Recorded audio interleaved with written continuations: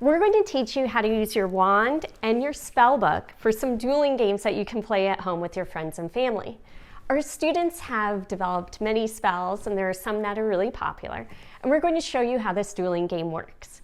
The first one we're going to go over is Tarantula Allegra, and this one was from the Harry Potter books. What happens if someone casts the Tarantula Allegra spell on you, all of a sudden your legs start dancing uncontrollably.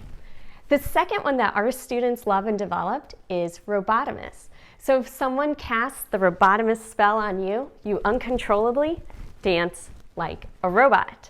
And the final one, the favorite one that our students really love, is Jonas Brothers-itis. If someone casts this on you, you uncontrollably break out into a choreographed dance. The way it works is each one beats the other one. It's a little bit like rock, paper, scissors. You are going to have your opponent, you will meet, go up and bow. You take your 3 steps back, and then at the count of 3, you are going to choose which spell you're going to do. Tarantula Allegra beats Robotimus. Robotimus beats Jonas Brothers-itis, and Jonas Brothers-itis beats Tarantula Allegra. If you lose the duel, then you need to do the dance that they cast upon you.